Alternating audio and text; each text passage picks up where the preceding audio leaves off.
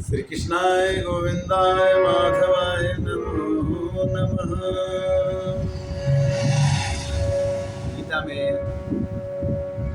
भगवान ने लोगों को कैसे पहचाना जाए इसके बारे में चर्चा किया। अध्याय 16 में अभयम सत्व संसुति ज्ञान योग व्यवस्थित दानं दमश्च यज्ञश्च स्वाध्यायस्तप आर्जवम्। मनुष्य को पहचानना है तो कैसे? ये दैवी गुण उसमें जिसमें हो उसकी पहचान क्या है? श्री भगवान ने कहा कि भय का सर्वथा अभाव है, उस पर दैवी की कृपा मानी जाए। अंतःकरण की पूर्ण निर्मलता हो, उस पर देवी भगवान की कृपा मानी जाएगी। तत्वज्ञान के लिए ध्यान में निरंतर दृढ़ स्थिति, सात्विक दान देने वाला दैवी भक्त, इंद्रियों का दमन करने वाला, भगवान देवता और गुरुजन को पूजा करने वाला, अग्निहोत्र आदि उत्तम कर्मों को आचरण करने वाला, वेद शास्त्रों को पठन पाठन करने वाला, भगवान के नाम और गुणों का कीर्तन करने वाला, स्वधर्म में पालन हेतु कष्ट सहने वाला, शरीर और इंद्रियों के सहित अंतःकरण की सरलता, यानी दैवी गुण जो है मनुष्य के अंदर में अगर हो तो उसकी पहचान ऐसे होती है। ये गुण उस मनुष्य में होने चाहिए। कौन कौन सा?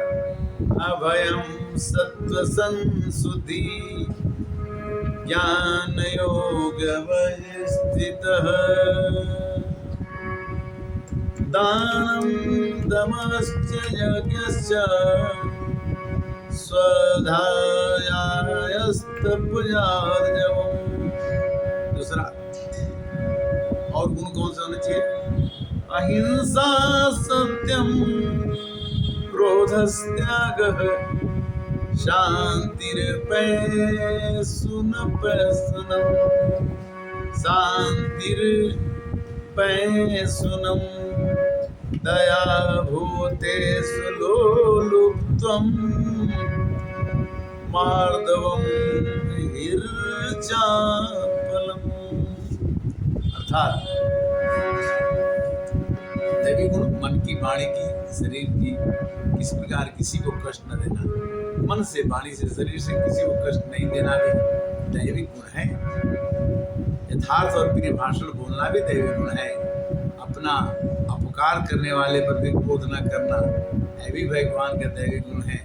कर्मों में कर्तापन का अभिमान न हो यह भी दैवी गुण है।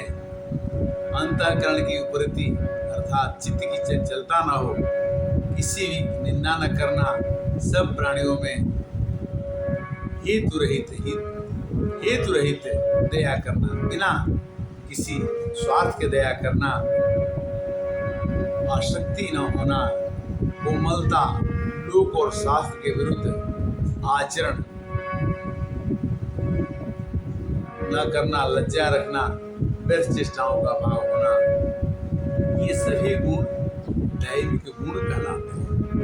और ये गीता के 16वें अध्याय में वर्णित है। अध्याय 1 में, 2 में और 3 में अगर आपको समय लगे तो आप इन तीनों श्लोकों को पढ़ें और उसका आनंद लें, जीवन को सफल बनाएं।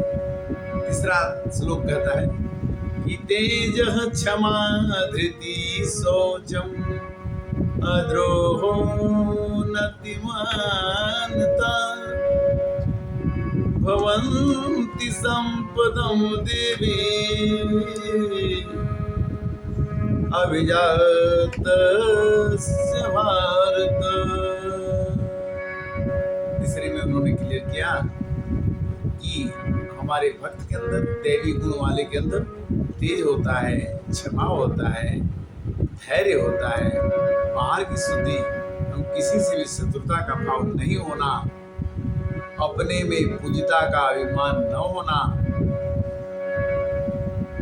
दैवी गुण कहलाता है। संपदा को लेकर के ये 39 गुण हैं, मनुष्यों में न हो तो उसे विकसित करना चाहिए, क्योंकि यह शरीर एक खेत है। इसमें जो भी गुण हम बोएंगे उसी गुण का फल हमको मिलेगा। क्रोध बोएंगे तो क्रोध का फल मिलेगा, प्रेम बोएंगे तो प्रेम का फल मिलेगा। गीता समझाती है कि क्रोध मत करो, प्रेम करो।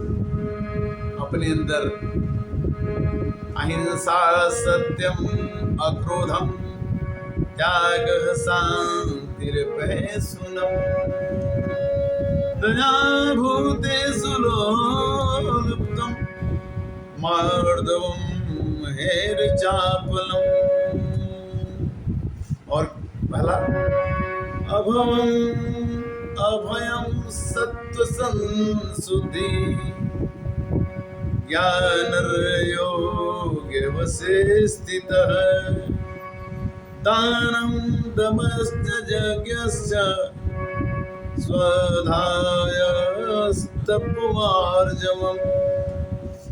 तेजः क्षमा धृतिः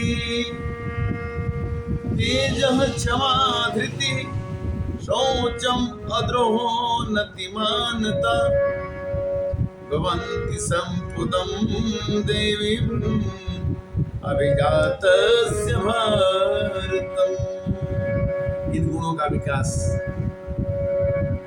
यह महीना पुरुषोत्तम मास रामचरितमानस गीता शुभ सागर पुराण उपनिषद जो भी आप पढ़ सकें, अपने मन को आह्लादित करते हुए, प्रसन्न करते हुए, पितरों को देवताओं को अर्पित करते हुए भगवान ने कहा कि इस माह में पुरुषोत्तम मास में मेरी आराधना करके देखो, मैं तुम्हारी पूर्ण रक्षा करूंगा। करते भी हैं। कौन कहता है भगवान आते नहीं, मैं तो कहता हूं कि तुम प्रेम से बुलाते हो, आते तो हैं। कौन कहता है भगवान सोते नहीं, नंद बाबा के जैसे सुलाते नहीं।